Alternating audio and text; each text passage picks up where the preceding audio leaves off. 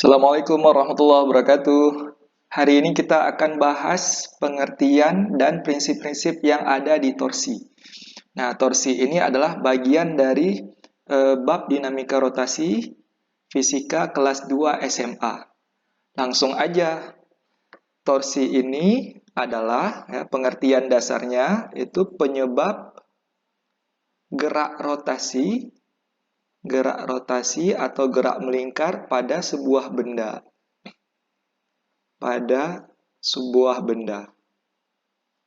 Nah, maksudnya gimana nih?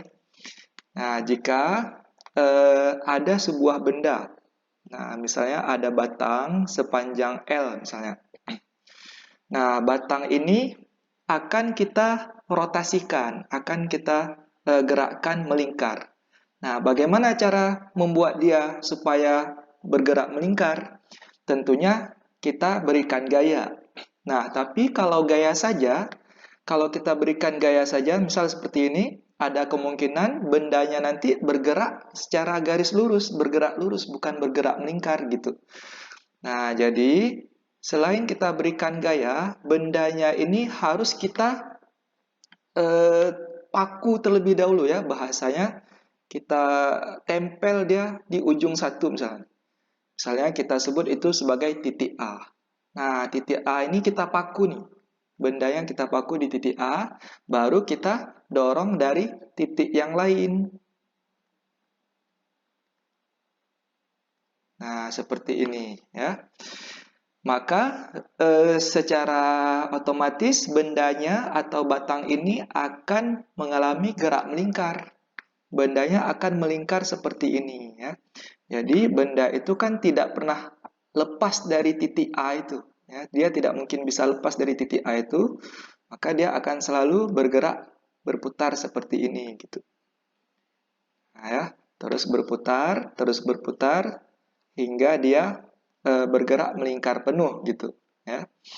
Nah, jadi maka di sini harus ada dua hal yang mesti dipenuhi sebuah benda agar dia bisa bergerak melingkar. Apa-apa aja itu? Pertama, mesti ada gaya. Yang kedua, gaya itu mesti ada jarak terhadap titik pusatnya. Ya. Gaya itu mesti ada jarak terhadap titik pusatnya. Jaraknya itu kita lambangkan dengan R. Nah, gitu ya. Maka penyebab gerak benda bergerak melingkar itu adalah perkalian antara F dengan R tersebut. Nah, inilah nanti yang disebut dengan torsi. Kita lambangkan dengan tau. Oke. Nah, jadi dalam torsi itu harus mengandung dua unsur ya. Yang pertama ada gaya, yang kedua ada R-nya. Oke, sekarang kita bahas. Apa itu R? R itu adalah istilahnya lengan gaya.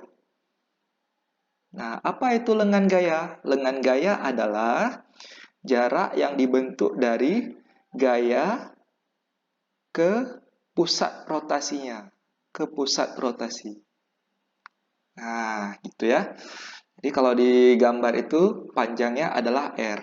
Nah, sekarang jika ada contoh seperti ini. Ada contoh, lagi-lagi kita buat benda misalnya. Ada benda, batang, ya misalnya seperti ini. Kemudian batangnya sengaja dipaku, ya kita sebut dipaku atau ditempel di satu ujung ya. Kemudian panjang benda ini katakanlah L sama dengan 10 cm. L sama dengan 10 cm. Nah, kemudian gaya yang bekerja pada benda itu nanti di sini. Ya, dengan gaya F. Nah, jarak yang ini katakanlah yang ini 1/4 L. Nah, misal yang ditanya berapa lengan gayanya, berapa nilai R-nya? Nah, apakah R-nya itu adalah 10 meter? Ya, tentu tidak. Kenapa? Karena R itu adalah jarak yang dibentuk dari gaya ke pusat rotasinya. Nah, gayanya ini bekerja di mana? Kenanya kan di sini. Nah, pusat rotasinya yang ini. Maka inilah yang berfungsi sebagai R. Nah, kalau yang ini 1/4 L, berarti R ini adalah sisa dari 1L ya, maka ini 3/4 L gitu. Ya, berarti R sama dengan, atau kita bisa tulis 1L kurang 1/4 L. Maka jadinya 3/4 L. Sama dengan 3/4 kali 10 sama dengan 7,5 cm. Nah, seperti itu cara tentukan R. Nah, terus ada syaratnya lagi. Ada syaratnya lagi, yaitu gaya ini harus merupakan komponen tegak lurus dengan lengan gayanya. Ini merupakan syarat yang utama ya untuk perkalian F dengan R supaya menghasilkan torsi. Nah, gimana nih contohnya? Misalnya ada lagi-lagi benda ya, ada benda seperti ini. Kemudian kita paku di satu ujungnya. Sekarang gaya yang bekerja itu seperti ini. Nah, ini ya F. Nah, kita kan akan pasti memilih R-nya itu adalah panjang batangnya nih, jarak dari pusat rotasi ke gayanya. Gayanya kan terjadi di sini. Nah, sekarang R-nya horizontal, F-nya miring seperti ini. Nah, ini tegak lurus nggak? Nah, pasti tidak tegak lurus ya. Maka apa yang harus kita buat ketika kasusnya seperti ini? Maka yang harus kita lakukan adalah menguraikan vektor F ini ke sumbu X dan sumbu Y. Makanya nanti pasti dikasih tahu sudut yang dibentuk antara F dengan sumbu X ya. Sehingga kita bisa buat komponen penguraiannya, yaitu ada komponen sumbu X yang ini adalah F cos theta, dan ada komponen sumbu Y ke atas yaitu F sin theta.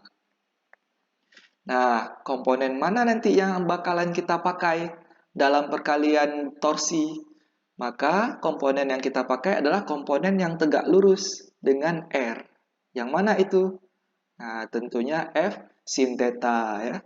Jadi, torsinya sekarang menjadi F kali sin theta kali dengan R gitu ya. Kalau diketahui nilai-nilainya, maka tinggal disubstitusikan saja.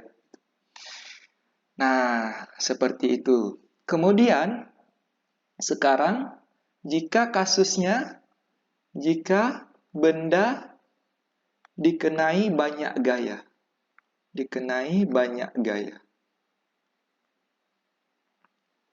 Oke, jika sekarang ada batang.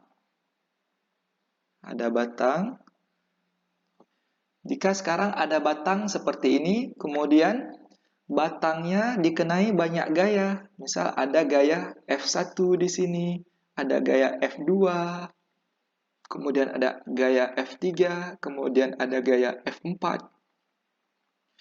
Nah, misal gaya-gaya itu kena di titik-titik ini ya.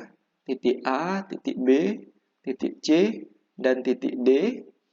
Kemudian disengajakan titik A ini jadi pusat rotasinya. Titik A menjadi pusat rotasi.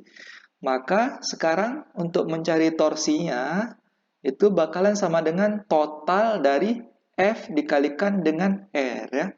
Jadi jika gayanya ada banyak, F kali R-nya itu kita totalkan. Tapi sebelum kita totalkan, sebelum kita jumlahkan, ini ada arah-arahnya ya, ada arah-arahnya. Maka kita harus sepakati dulu arah torsinya. Nah, arah torsi itu diwakili dengan dua arah rotasi, yaitu ada yang searah jarum jam, ada yang berlawanan arah jarum jam. Gitu. Nah, jadi misal nih, oleh gaya F4, maka akan menghasilkan rotasi ke arah mana? Oke, jika bendanya ditahan di ujung A, ya, kemudian kita dorong batangnya ke bawah, maka pasti batangnya ini akan bergerak rotasi seperti ini, searah jarum jam. Nah, seperti itu ya. Nah, untuk gaya F3, maka dia pasti akan berotasi berlawanan arah jarum jam. Untuk gaya F2, lagi-lagi mirip seperti gaya F4 ya, searah jarum jam. Nah, bagaimana dengan gaya F1? Untuk gaya F1, kita boleh tidak perhitungkan lagi. Mengapa? Karena gaya F1 sudah kena di titik pusat rotasi, sehingga R untuk F1 ini sama dengan 0. Jarak gaya F1 terhadap pusat rotasinya sama dengan 0. Nah, terus kita sepakati arah-arah ini dengan tanda positif dan negatif. Misal kita pilih searah jarum jam itu arah negatif dan berlawanan arah jarum jam itu arah positif. Maka ketika kita substitusi torsinya itu sama dengan F2-nya searah jarum jam berarti itu negatif. Kita tulis min F2 kali R2. Untuk F3-nya itu merupakan arah positif. Maka jadinya tambah F3 kali R3. Kemudian F4-nya mirip seperti F2, yaitu arah negatif. Sehingga jadinya kurang F4 dikurang F4 kali R4. Nah, seperti itu. Jika ditanya, yang mana besar R2? Oke, lagi-lagi R itu adalah lengan gaya jarak dari pusat rotasi ke gaya. Atau dari gaya ke pusat rotasi ya. Nah, berarti R2-nya itu adalah yang ini R2. Dari gayanya ke pusat rotasi R2. Untuk R3-nya yang mana? Berarti dari gaya F3 ke pusat rotasi. Nah, ini sebagai FR3-nya. Untuk F4-nya yang mana? F4-nya berarti dari gaya F4 ke pusat rotasinya. Nah, ini sebagai R4 seperti itu ya. Tinggal kalau diketahui nilai-nilainya tinggal disubstitusikan saja. Oke, Abang harap kalian paham semua. Jika ada pertanyaan, silakan tulis di kolom komentar. Terima kasih.